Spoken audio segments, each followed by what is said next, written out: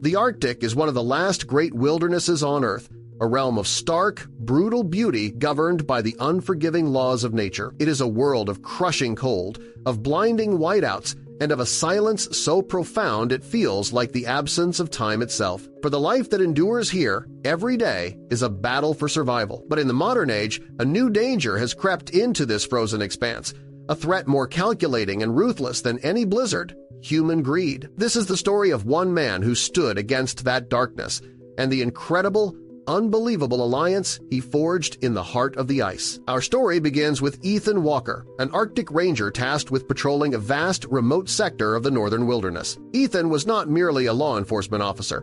He was a scientist, a survivalist, and a student of this harsh environment. His job was a lonely vigil, monitoring wildlife populations, studying the impacts of a changing climate, and, most importantly, protecting the region from the growing threat of illegal poaching. The international black market for rare animal parts fuels a sophisticated and brutal trade, and the Arctic, with its iconic predators, has become a new frontier for these criminal syndicates. Ethan knew their methods, their cruelty, and the silence they left in their wake. On this particular morning, the cold was a physical presence, a thing with teeth. The temperature had plummeted overnight, and a biting wind whipped snow through the air, reducing visibility to just a few feet. It was in the heart of this swirling whiteout that Ethan, making his way back to a remote outpost, heard a sound that did not belong. It was a sharp, desperate cry, thin and high-pitched, nearly swallowed by the howl of the wind. It was a sound of pure distress.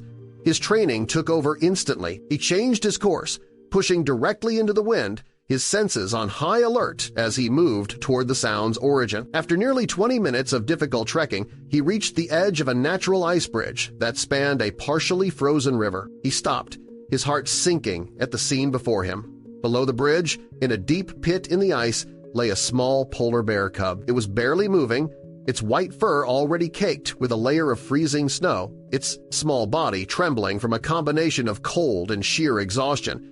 Ethan's expert eyes scanned the pit immediately. This was no natural formation. The walls were too smooth, the edges too steep, and unnaturally slick with a fresh glaze over frozen water. He could see the distinct marks of ice saws and chisels. It was a man-made trap.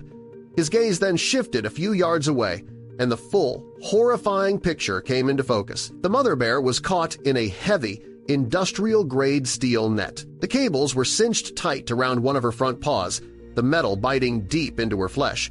She was magnificent and powerful, yet utterly helpless. The trap was professionally set, its anchor lines frozen deep into the river ice, designed so that every struggle to pull free only tightened the cables, increasing the pressure and the pain. Her gaze never left her cub. She watched its life fading, her low, guttural moans of distress lost in the wind.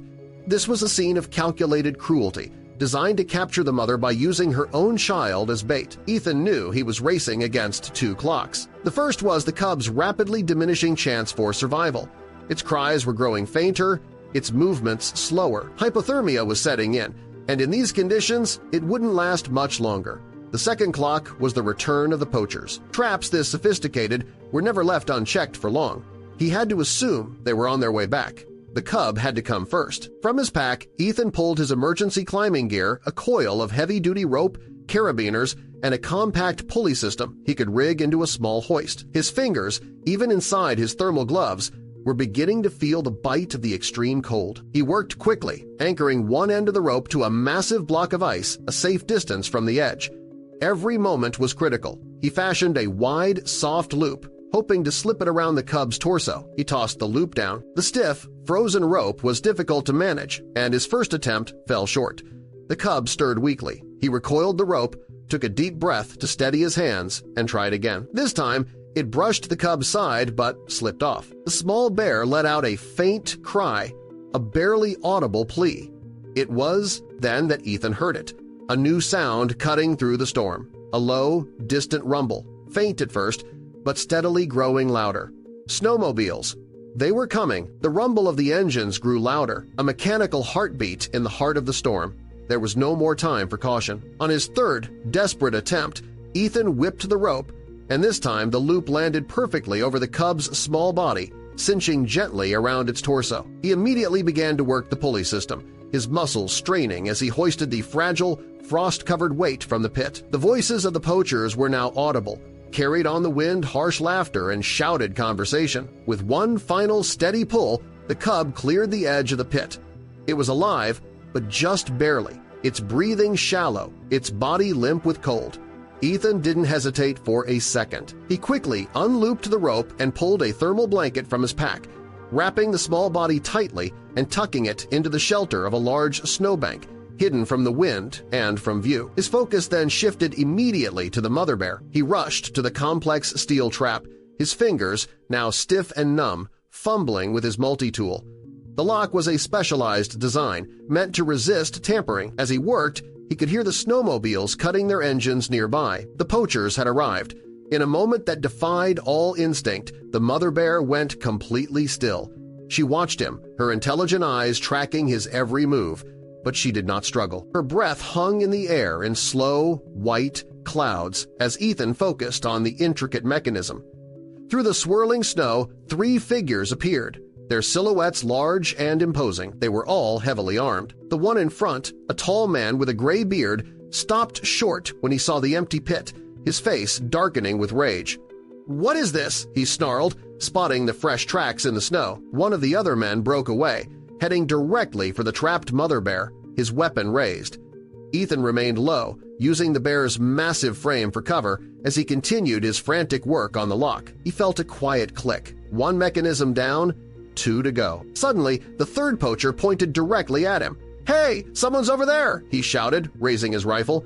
In that same instant, a furious gust of wind kicked up a blinding curtain of snow, granting Ethan a precious second of obscurity. It was all he needed.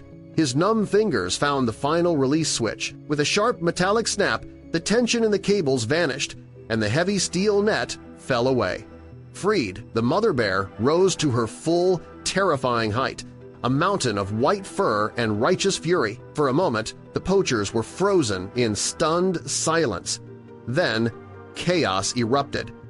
While the men scrambled backward, Ethan slipped away into the storm, his mission complete. Behind him, he heard the bear's deafening roar echo through the ice, followed by the panicked shouts of the men as they scattered. Ethan made his way back to the hidden snowbank. He knew the mother bear, with her powerful sense of smell, would find her cub. From a safe distance, he watched as she emerged from the blizzard, a phantom in the white. She moved directly to the snowbank, nudged the thermal blanket aside, and gently lifted her cub in her powerful jaws. Then, without a sound, she turned and disappeared into the deeper parts of the reserve, toward the untouched sanctuaries where they would be safe for the winter. But for Ethan, the danger was far from over. The poachers now had a face to go with their anger. They knew who had thwarted them.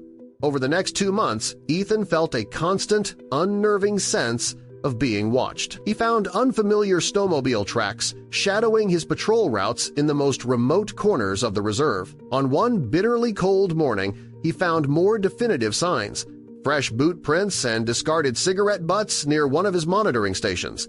Someone had been there, waiting. As he reached for his camera to document the evidence, a sharp pop shattered the Arctic silence.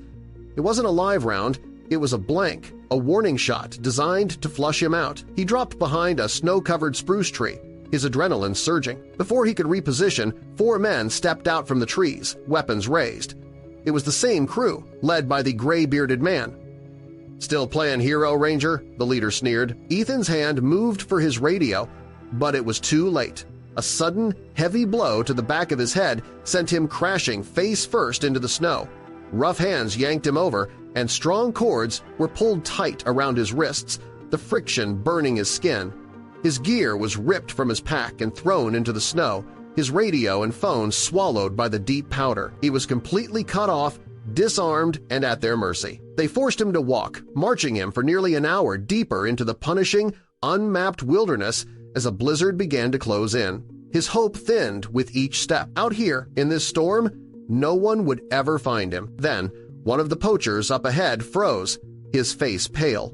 A sound had cut through the howl of the wind, a deep, low growl that seemed to vibrate up from the frozen earth itself. Through the blowing snow, a massive white shape took form, moving with an eerie, silent calm. Her heavy paws barely seemed to disturb the snow. Ethan's breath caught in his throat. Across her front paw, he could see a faint, faded scar. It was her, the mother bear he had freed weeks ago. She stepped directly between Ethan and the poachers, planting herself like a shield, her eyes burning with a fierce, protective intelligence. The poachers hesitated, their arrogance instantly replaced by a primal fear. One of the men panicked, his hand shaking as he raised his rifle. That was all it took. The bear's roar tore through the storm like a thunderclap, a wave of pure, untamed fury. She surged forward, and the men broke. They ran, scrambling and falling through the snow, dropping their weapons and gear as they fled into the whiteout. The bear did not chase them. She stood her ground, watching until they were gone. Only then did she turn and look down at Ethan, who was still tied and half buried in the snow.